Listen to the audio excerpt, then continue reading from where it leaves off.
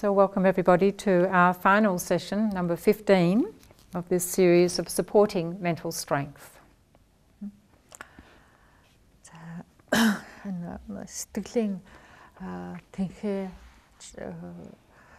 хатын тухай ярьж байгаа хичээлийн сүүлийнх нь хичээл орох гэж байна.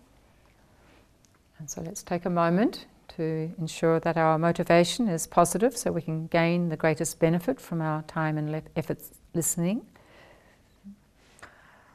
Нэгэнтээ цаг заваа гаргаад сонсож байгаа юм чинь энэ яагаад би энийг сонсох болвоо гэдэг санаа сэтгэлээ аль болох эерэг болгож засаарай.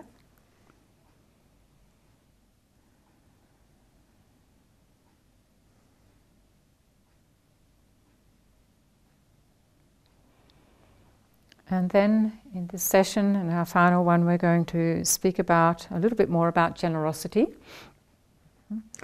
Занд төслийн хичээл дээр өглөгийн тухай, өгөөмөр байхын тухай үргэлжлүүлэн ярив. Focusing on how this quality leads actually to happiness and joy in our lives. Энэ өгөөмөр өглөгч байх сэтгэл биднийг хэрхэн аз жаргалд хөтэлдэг юм бэ гэдгийг ярив. So it's a very practical and straightforward method that exists for bringing happiness into the world is to practice generosity. Something we can all do. Энэ ертөнцид энэ дэлхийд аз жаргалтай, баяр баясгалантай байхын тулд бидний бүгдээрээ хийж чадах зүйл бол харилцан биеиндээ өгөөмөр байх явдал юм. So as we mentioned in the last session, we can practice at any time and any place.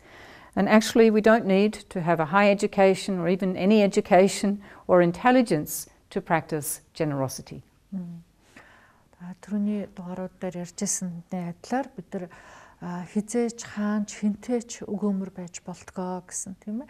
Өгөөмөр байхын тулд бид нар айхтар өндөр юм уу эсвэл ерөөсөө л ямар нэгэн боловсрал мэдлэг шаардлагагүй тийм ээ. Бид нар онцгой нэгэн юм бидэрт явж шаардлагагүй юм.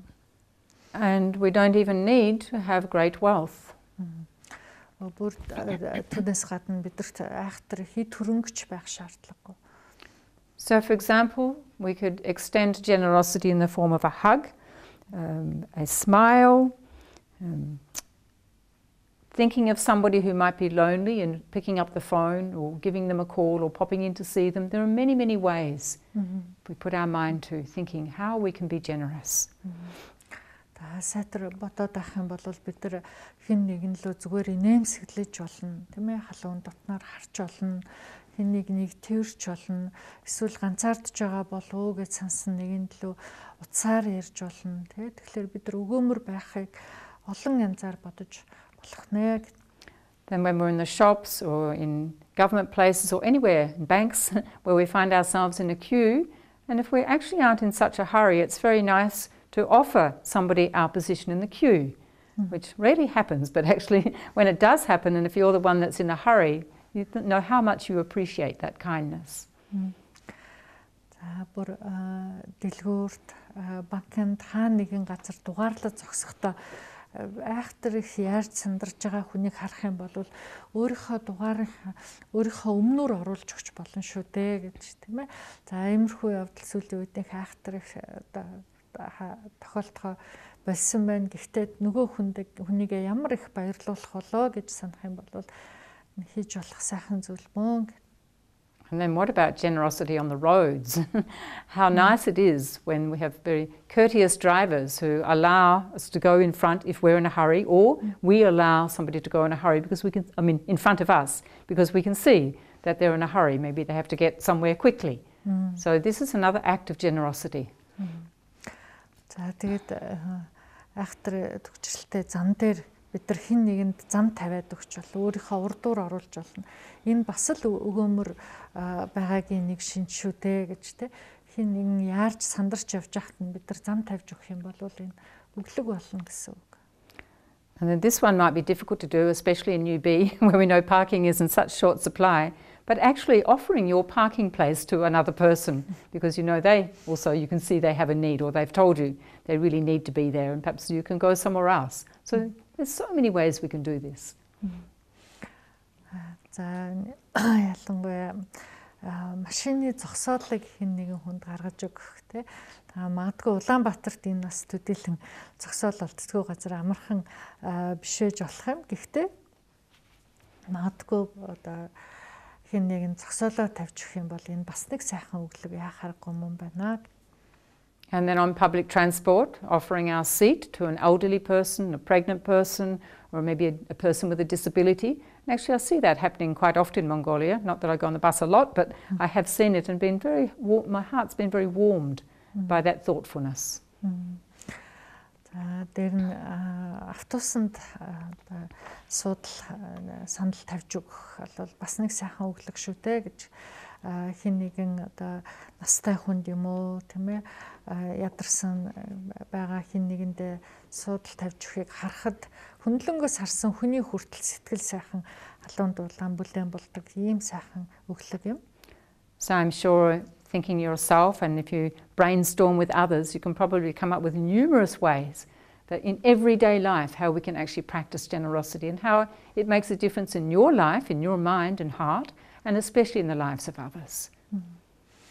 Тэгээд та нар өөрснөө дор бүрнээ яавал бусдад өгөөмөр байж болох юм бэ гэдэг талаар бодож болно шүү дээ гэж тийм. Тэгэхээр энэ өгөөмөр байна гэдэг бол бусдын өглөгийг авч байгаа хүний хүнд сайн сайхан байгаа зогсохгүй өглөг өгж байгаа хүндээ үргэлж сайн сайхан баяр баясгалан жаргал авчирч ядгаа гэж бид дурдсан. And we can think and view generosity as being like an outward sign of expressing our caring for others. Яхаггүй одоо бусдад би санаа тавьж байна гэдгийн маань илрэл бол өглөг мөн гэж. And then we can think of our grandparents, especially how they are so generous perhaps with our children, especially if we're working parents or we're parents who need some time out, and how maybe the grandparents or extended family members, how they give of themselves, to take care of our children in our absence. So many, many ways people are so generous. За өвөн эмээнээр ач зээнээр харж байгаа хүртэл өглөг шүү дээ гэж тийм. Тэд өөрийнхөө цаг цавыг одоо өөр хүүхдүүдтэй зарцуулж байна гэдэг яхааргүй өгөөмөр байгаагийн шинж. So many of our warm memories in life come from the kindness that's been extended to us by others. When we really sit down and think about, the chapters of our life and how people helped us at different times, and then think how we feel from that kindness and how it would be really nice to reciprocate and actually to extend that kindness to others. Бид нар хэрвээ өөрийнхөө өнгөрсөн амьдралыг эргээд харах юм бол энэ одоо сайн сайхан байгаа маань үргэлжил бусдын өглөгийн үр дүн байдгийн байна. Бусдын тусч сайхан сэтгэлийн үр дагавар юм байна гэдгийг бид нар харж байна. Тэгэхээр тэрийг яагаад бид нар бусдад эргээгээ зориулж болохгүй байх вэ гэж. So a key point here is that joy is not found in being tight, non-generous, miserly. It's never to be found there. Тэгэхээр бидний гол одоо бодож авах, санаж авах ёстой юм юу байх вэ гэхлээр зэрэг бусдаас харамлаж байснаар тийм ээ өглөг өгөхгүй гагц өөрт хадгалснаар энэ бүхнээс ямар ч одоо баяр баясгалан ирдэггүй юм аа гэдгийг л бодорой гэж. And that joy and generosity really contributing to that. Through this practice, we discover that the real wealth actually is within ourselves. It's the wealth that comes from when we help, when we're kind to others. This is a wealth that money can never buy. Тэгэхээр жинхэнэ эд баялаг гэдэг бол өөрийн дотоод сэтгэлд байдаг баялаг юм шүү гэж тэ. Тэгэхээр тэр эд баялагийг бид нар мөнгөөр худалдаж авч болдоггүй юм байна. Тэр эд баялаг бусдад тусалснаар л харин өөрт ирдэг юм байна гэдгийг санаар. So closing with a couple of inspiring or short inspiring quotes. За ингээд хичээлээ төгсгийнхаа өмнө нэг зарим иш татъя. And also for reflection, that we may hold generosity as a value, but the virtue is in behaving or acting generously. So we might hold, we value the generosity, but the real generosity is how we actually put it into action. That's what it means, is how we behave generously. we can so we can hold it as a value. We think, oh, it's so wonderful to be generous, but it might just be something we think and feel. But the real generosity is how do we express, how do we put it into action? Өгөөмөр байна гэдэг бол баялаг байж болох ч бусдад өгөөд эхэлсэн цагт энэ жинхэнэ баялаг болох юм аа гэж тий. Бид нар өгөөмөр байна гэдгийг үнэлдэг, үнцэн өгдөг байж болох ч жинхнээр өгсөн цагт л энэ буян болох юм шүү гэсэн юм байна тий. And finally, to close with a quote from His Holiness the Dalai Lama, be kind whenever possible, it's always possible. Ингээд төгсгөлд нь далай багшаас иш татъя. Тэгээд далай багш үргэлжид тусч байгаарэ гэж тий. Тэгэхээр энэ үргэлжид бас боломжтой юм шүү гэж альцсан. So that brings us to the end of our series. Pardon me. And I'd like just to encourage you to go over these qualities, because just hearing them one time is not enough. We need to go over them, and a suggestion is we can do one a week or one a month and actually try to think about it and put it into practice. If we go like that for 8 months, and then again, we can see which qualities are developing, which maybe need more attention. If we really want joy in our life. Жаргалтай, баяр баясгалантай амьдрахад юу чухал юм бэ гэдэг талаар нэг товчхон дурдж ярьсан хичээлүүд маань ингээд өндөрлөж байна гэж.